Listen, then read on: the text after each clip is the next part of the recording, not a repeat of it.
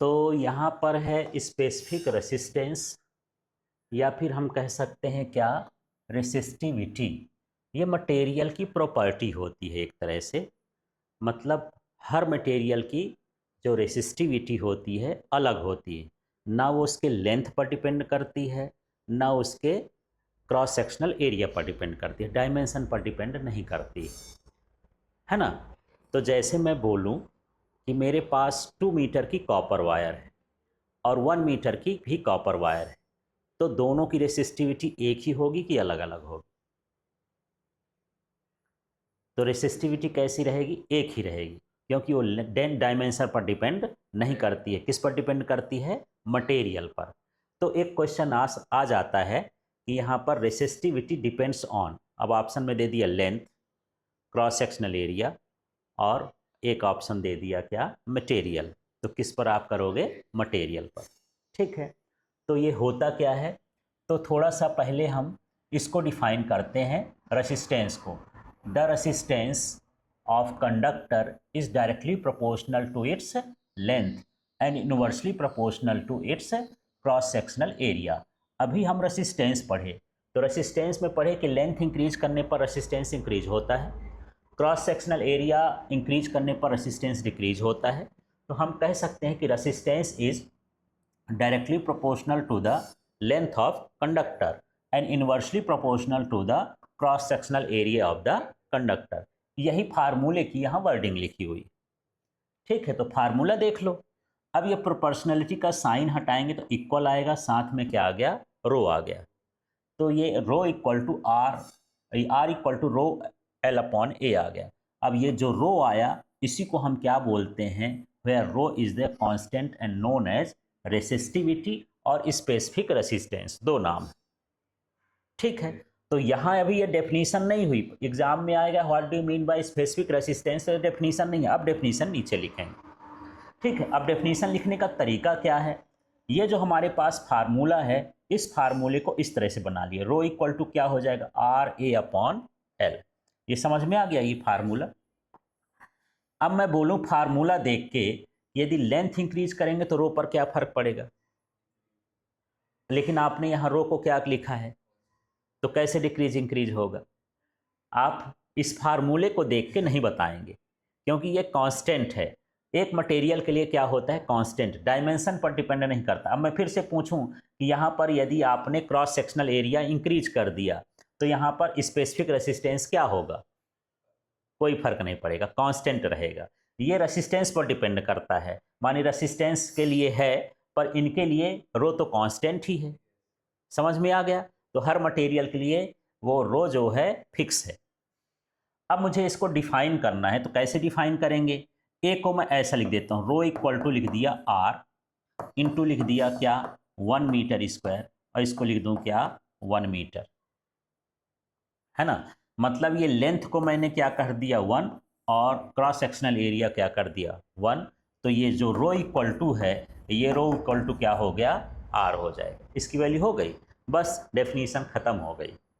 देखो, if the cross sectional area of conductor is 1 metre square and its length is 1 meter, then resistance of conductor is equal to the resistivity।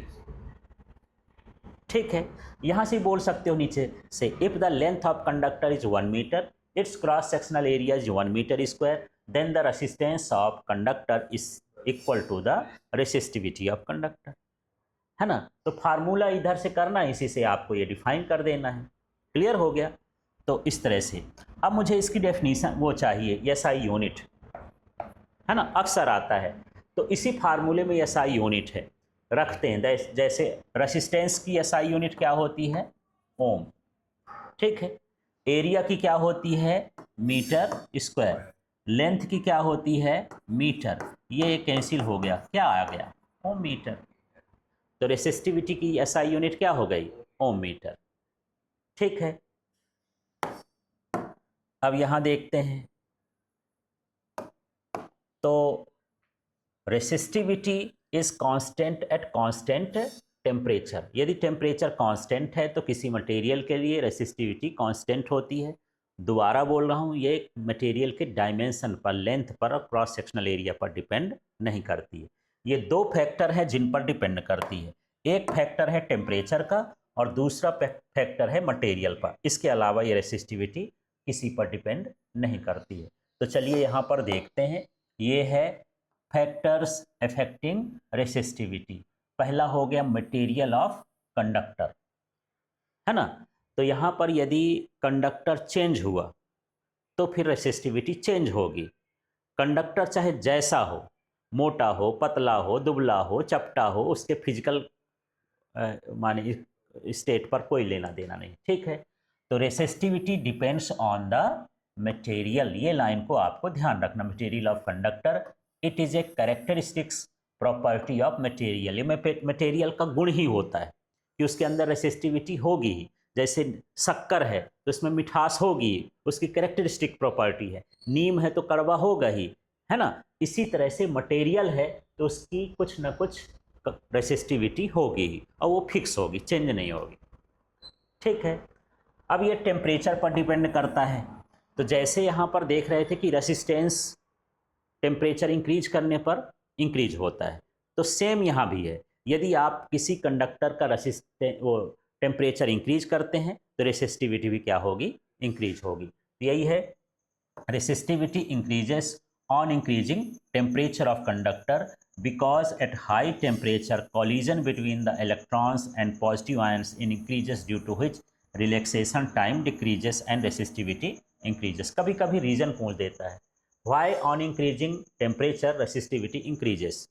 तो उसका reason यही है कि जो electron है और जो पॉजिटिव आयन है उनके बीच क्या होता है, कॉलिजन इंक्रीज हो जाता है, जिससे रिलैक्सेशन टाइम क्या होता है, डिक्रीज हो जाता है। हाँ, बस इस तरह से, ठीक है। और तो ये दो ही चीज़ों पर डिपेंड करती है। एक स्पेशल पॉइंट आपको यहाँ पर ये ध्यान रखना है कि ये resistivity does not depend on size, उसकी साइज पर डिपेंड नहीं करता कंडक्टर के, उसके जैसे लेंथ है, थिकनेस है, area of conductor, but may very, ठीक है। वो टेम्परेचर के हिसाब से वेरी कर सकती, कंडक्टर के हिसाब से वेरी कर सकती है।